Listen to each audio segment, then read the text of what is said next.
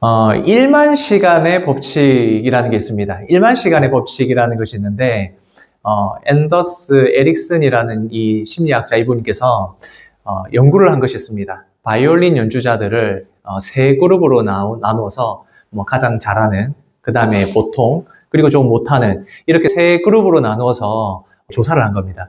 그렇게 조사를 했더니 가장 잘하는 A그룹에 속한 사람들을 보니까 거의 한 10,000시간 정도의 그 시간을 들였더라는 겁니다.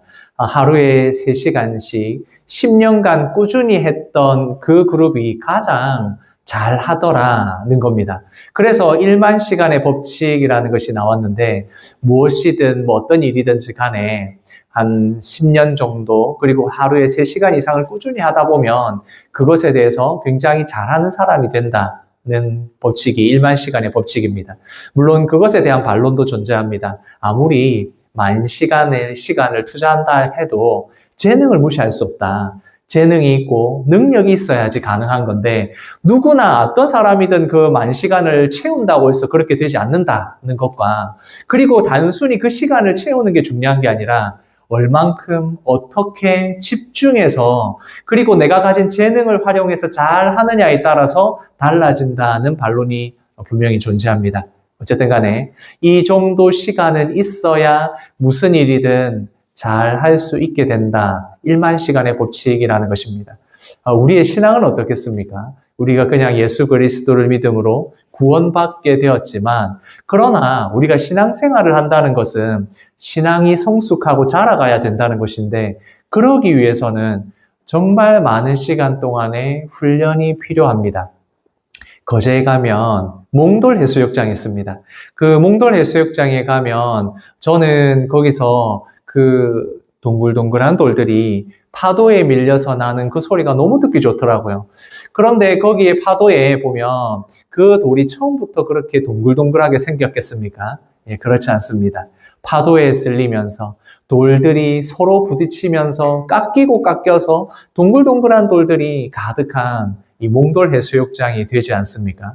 우리의 신앙에도 마찬가지입니다. 신앙생활을 하면서 예수 그리스도로 단번에 받은 구원이긴 하지만, 우리가 살아가는 동안에 이 신앙생활을 하는 그 모든 과정은 우리를 깎아서 동글동글하게 만들어가는 그런 시간들이 필요합니다. 그러다 보니 반복적으로 여러 가지 일들을 우리가 만나게 됩니다. 그것을 고난이라고 이야기하기도 하고 어려움이라고도 하기도 합니다.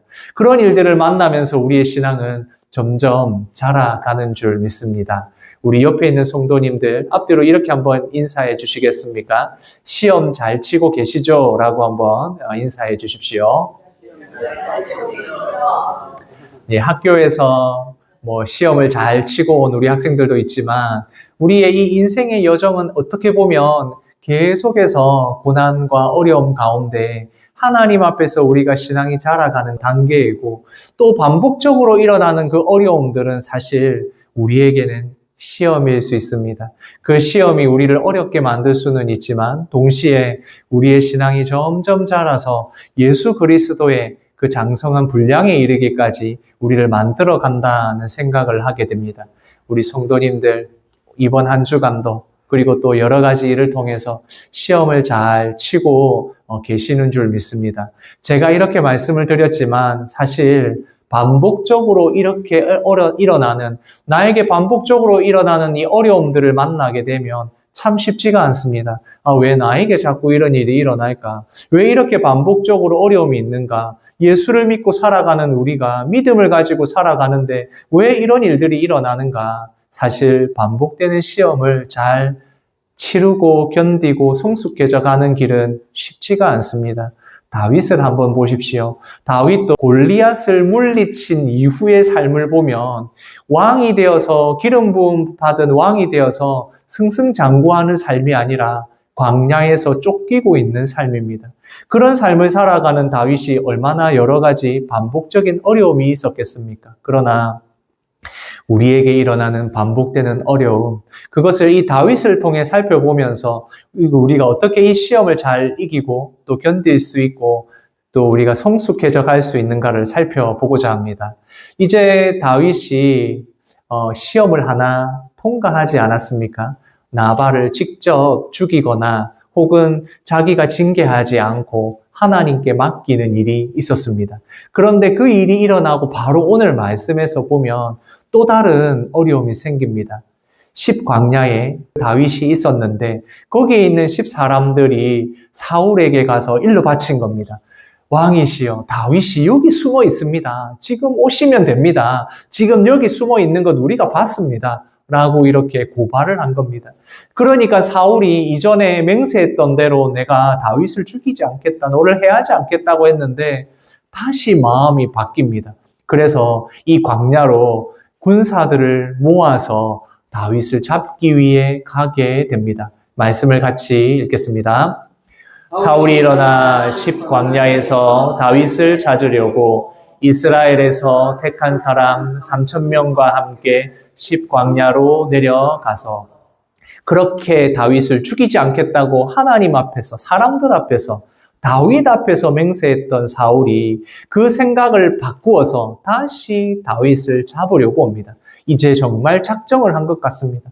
군사를 3,000명이나 동원했다는 것은 이번에야말로 다윗을 잡아야겠다, 다윗을 죽여야겠다라고 마음을 먹은 것입니다. 그렇게 사울이 마음을 먹고 10광야로 내려가서 다윗이 있는 곳에 포위하기에 이르렀다는 것입니다.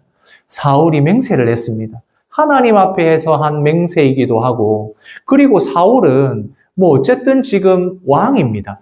왕이 맹세를 하고 이야기를 했던 것을 지금 또 바꾸게 된 것입니다. 다윗 앞에 그렇게 맹세를 해놓고 사울이 왜 이렇게 맹세를 지키지 않겠습니까? 우리는 사울이 참 사람이 그렇게 맹세하고 자기 말도 잘 못 지킨다 이렇게 생각할 수 있지만 우리도 그렇지 않습니까? 내가 하나님 앞에서 내가 이렇게 살아가겠다. 내가 이런 믿음 생활을 하겠다. 내가 이렇게 담대하게 해야겠다라고 생각을 하지만 우리의 의지와 우리의 생각과 우리의 결단은 언제나 잘 무너집니다. 파도가 한번 치면 아무리 이렇게 모래로 성을 잘 쌓아놔도 어떻게 됩니까? 파도 한 번에 다 휩쓸려가고 무너져 내리지 않습니까? 우리의 의지와 결단은 그런 겁니다. 아무리 우리가 마음을 먹고 내가 이렇게 해야겠다고 결심을 해도 그것은 우리의 의지지만 언제나 잘 무너지게 됩니다. 우리의 의지나 결단이 잘 무너지지 않는다면 왜 사람들이 다이어트에 실패하겠습니까? 왜 사람들이 공부를 그렇게 잘 하려고 해도 공부를 잘 할 수 없는 상황이 생기겠습니까? 내가 여러 가지를 습관적으로 이걸 하겠다 하지만 잘 넘어지고 쓰러지게 됩니다. 우리의 의지와 결단을 믿으면 안 되는 것입니다. 사울도 이렇게 결단을 했지만 또 어떻게 합니까? 다윗을 잡으러 갑니다. 죽이려고 군사를 이렇게 동원하는 것입니다. 우리가 하나님 말씀대로 살아가겠다. 내가 하나님 말씀대로 살 겁니다. 내가 어떤 어려움이 있어도 담대하게 이길 수 있습니다. 라고 결단할 수는 있지만 우리는 조금 시간이 지나서 쉽지 않구나. 믿음으로 담대하는 게 쉽지 않구나. 내가 이런 일을 생기면 내가 이렇게 해야지 생각을 했는데 이렇게 어렵구나. 이걸 아마 성도님들도 느끼고 계실 겁니다. 왜냐하면 우리가 하고 있는, 우리가 마음먹는 이 의지라는 것, 우리의 생각이라는 것이 참 잘 넘어지기 때문에 그렇습니다. 그러면 이렇게 잘 넘어지는 사울왕과 같은 우리가 어떻게 해야 되겠습니까? 반복되는 어려움과 시험 가운데 어떻게 우리가 이길 수 있겠습니까? 제일 중요하게 생각해야 될 부분은 무엇이냐면 나의 의지로는 안 된다는 것입니다. 내가 결단하는 대로 된다면 그렇게 수많은 아이들이 수련회 때 했던 그 결단이 이루어져야 되는데 그렇지 못할 때가 많습니다. 그렇다면 어떻게 해야 되겠습니까? 나의 의지로 안 된다면, 내가 결단한 대로 안 된다면 어떻게 해야 되겠습니까? 결국 이 모든 것을 해결할 수 있는 방법은 오늘 말씀에서 나오는 이 방법만이 되는 겁니다. 다윗을 살펴보면 다윗에게 일어난 이 일을 보면 나의 의지와 결단으로 안 될 때 어떻게 해야 되는지를 우리가 알 수 있습니다. 이제 다윗은 사울 왕에게 포위가 됐습니다. 3,000명이나 되는 군대를 이끌고 와서 다윗이 어디 있는지를 특정하고 있으니까 이제 그 거리를 좁혀오고 있는 것입니다. 그렇게 좁혀오고 있을 때 다윗도 가만히 있지는 않습니다.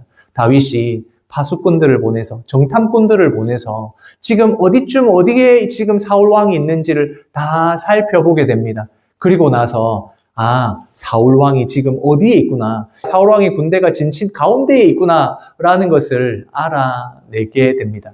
말씀을 같이 읽겠습니다. 다윗이 일어나 사울이 진친 곳에 이르러 사울과 넬의 아들 군사령관 아브넬이 머무는 곳을 본즉 사울이 진영 가운데 누웠고 백성은 그를 둘러 지인쳤더라. 어쨌든 사울 왕을 보호해야 되니까 사울 왕을 중심으로 군사가 다 진을 치고 있는 겁니다. 아브넬 장군이 옆에 있고 이렇게 진을 치고 있으니까 사실상 누군가가 공격을 해오거나 침투하지 못할 거라는 걸 알고 있습니다. 이 광야에 있는 것은 지금 다윗과 자신들이 쫓고 있는 다윗과 그 사람들밖에 없으니까 당연히 아마 안심을 하고 있었을 겁니다. 그런데 다윗은 지금 이 모든 상황을 보고 이렇게 가만히 있어서는 안 되겠다라고 생각을 한 겁니다. 그래서 정탐꾼을 통해서 사울 왕이 어디쯤 누워 있는지, 이 진을 치고 있으면 어디에 있는지를 다 살펴서 알고 있었다는 겁니다. 그리고는 다윗이 이제 이 진으로 들어갑니다. 침투에 들어가기 위해서 밤에 다 잔다고 생각되는 그 시간에 들어갑니다.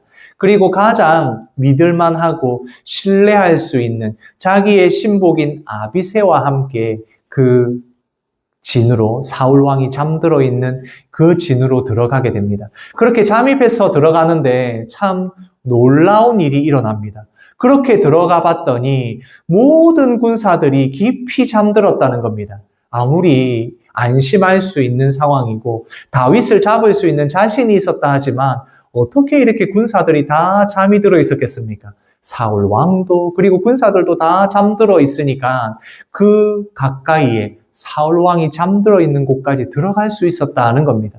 그리고 그 곁에 보니까 머리 곁에 창과 물병이 있더라라고 말씀해서 이야기합니다. 그만큼 모든 군사들이 다 잠들었다는 겁니다. 원래 군대에서 이거 경비를 안 쓰고 이렇게 안 하면 큰일 납니다. 그런데 지금 군사들이 다 잠들었던 겁니다. 이렇게 사울 왕과 군사들이 다 마음을 놓고 있을 때 다윗이 그 안에 깊숙이 사울이 잠든 곳까지 침투에 들어갔다는 겁니다.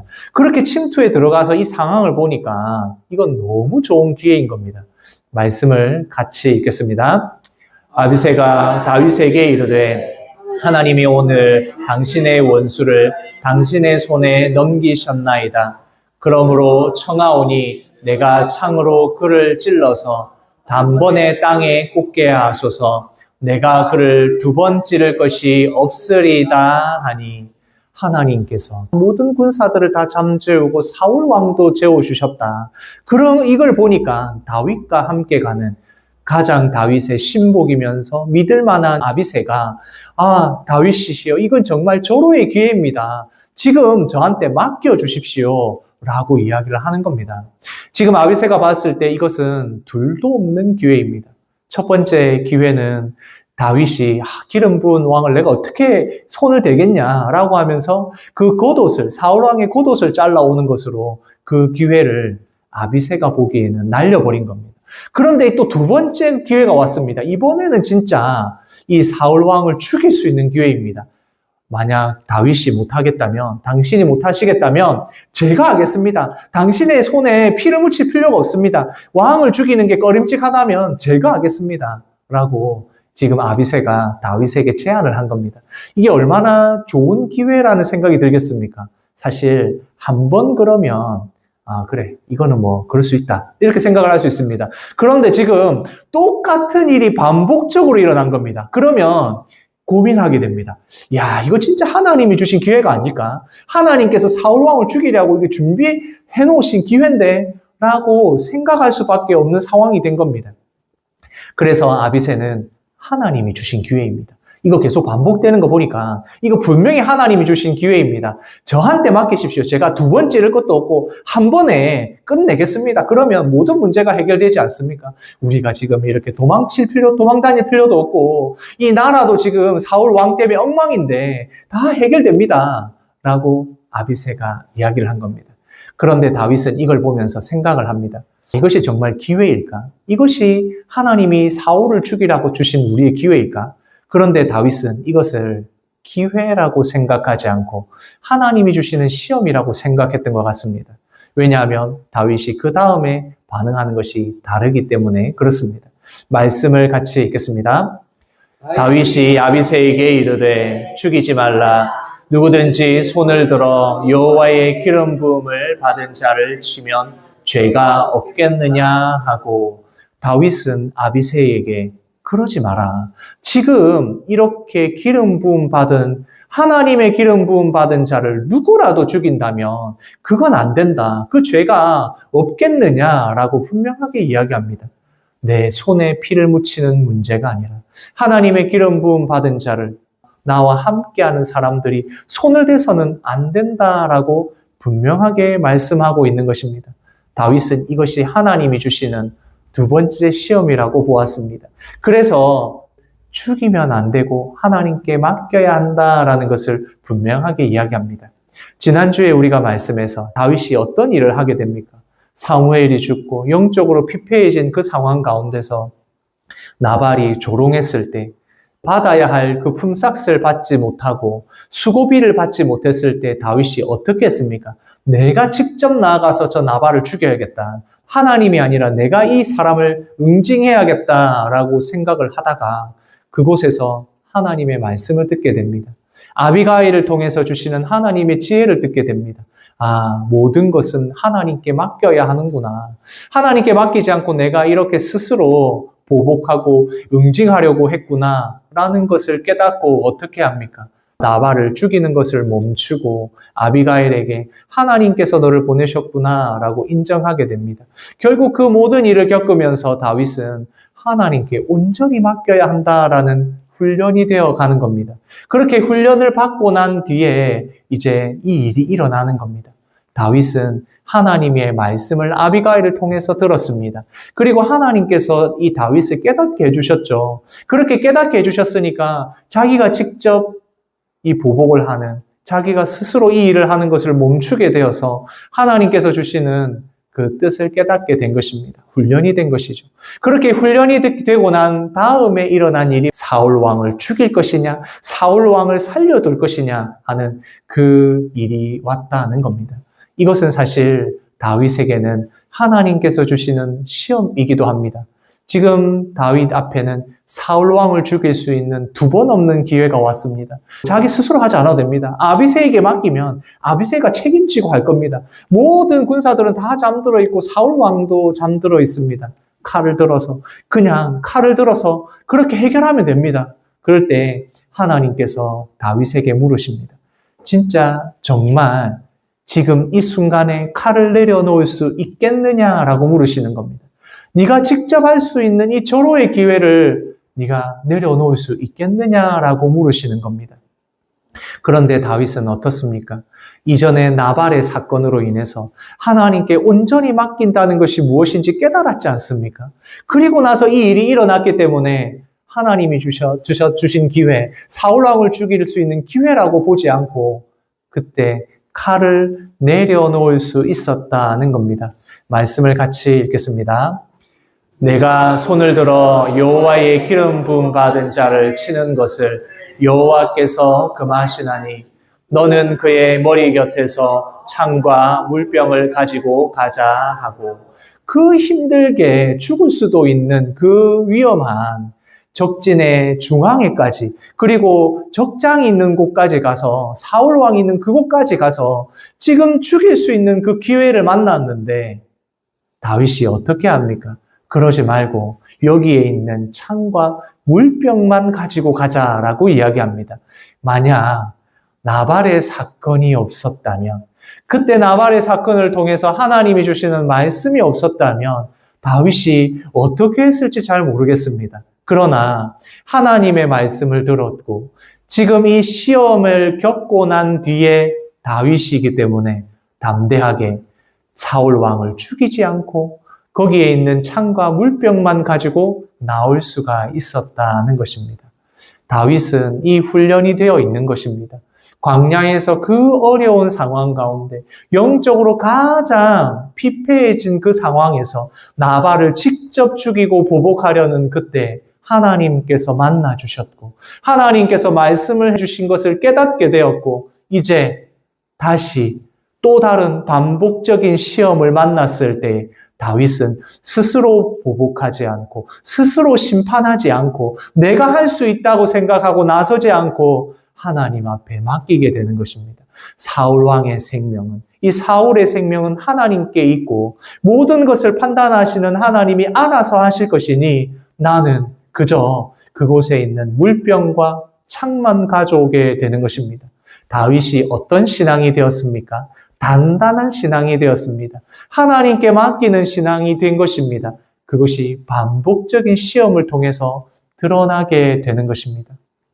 다윗의 이 일들을, 이 신앙의 훈련의 과정을 그래프로 그리면 이렇게 되지 않을까 싶습니다.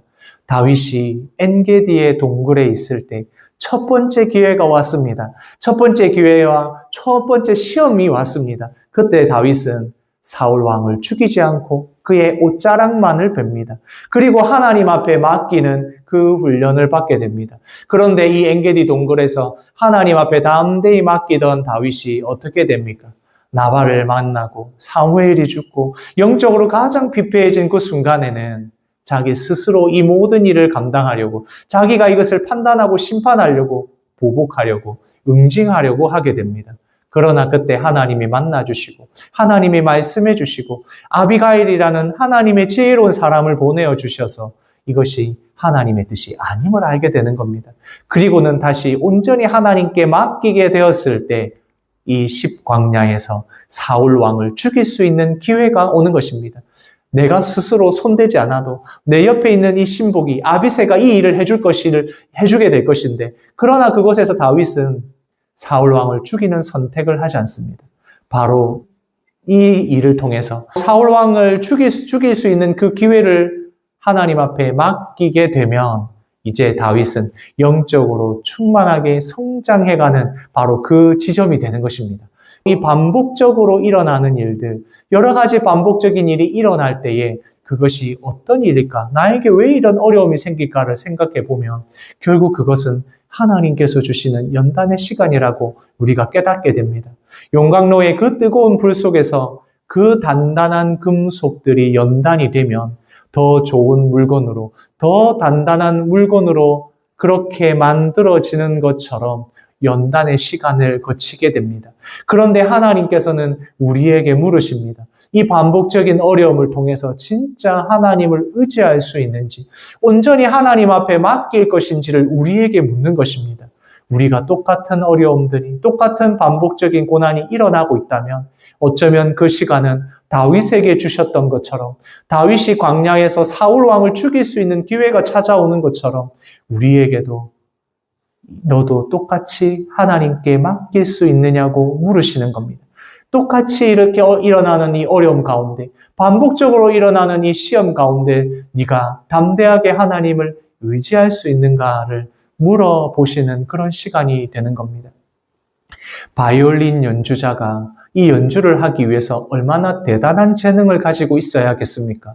그 수많은 바이올린을 하는 사람들 중에서도 이 대단한 재능을 가진 사람들이 연주자가 되지 않습니까? 저는 음악적인 재능이 별로 없어서 이것이 얼마나 대단한 것인지 잘 알고 있습니다.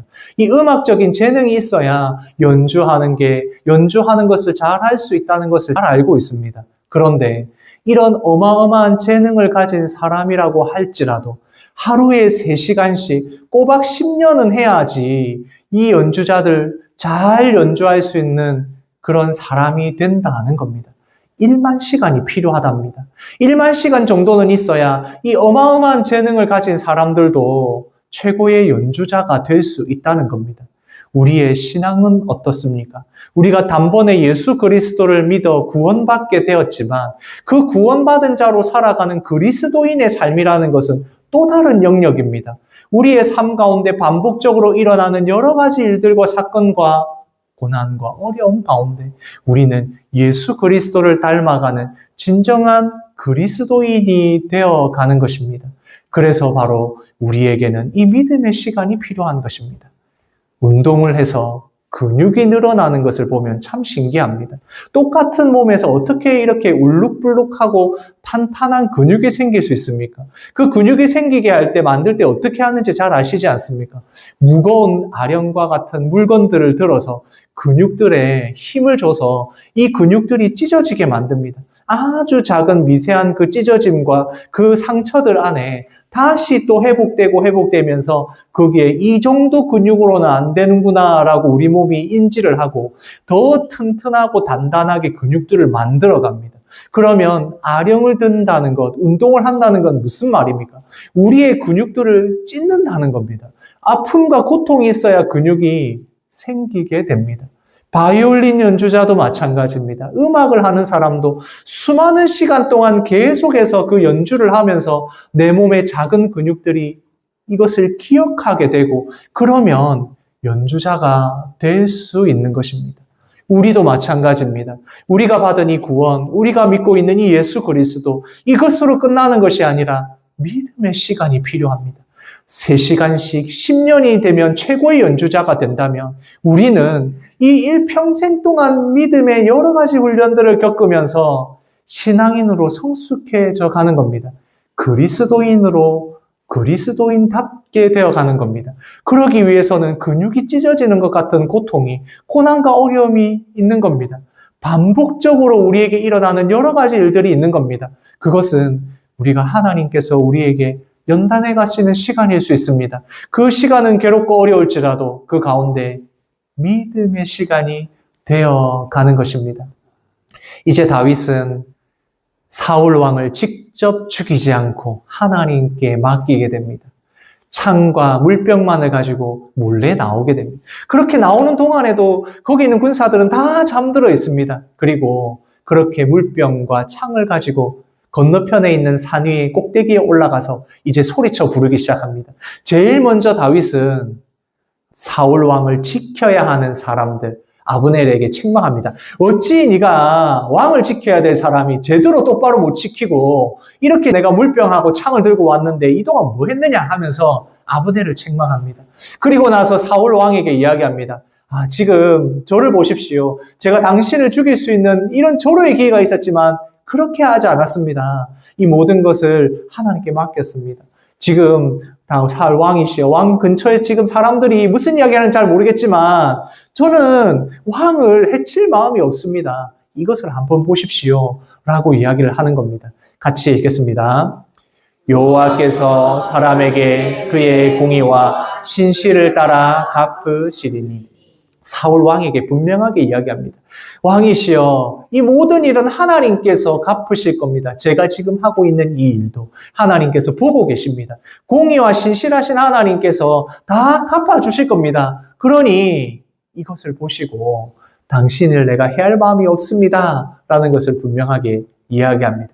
그것을 보니까 사울 왕이 또 마음이 얼마나 찔렸겠습니까? 자신이 처음에 다윗을 죽이지 않겠다고 맹세했다가 또 이게 와가지고 또 다윗을 죽이려고 군사들을 이끌고 온 이 자신을 보면서 자기가 잘못했다고 용서를 빕니다.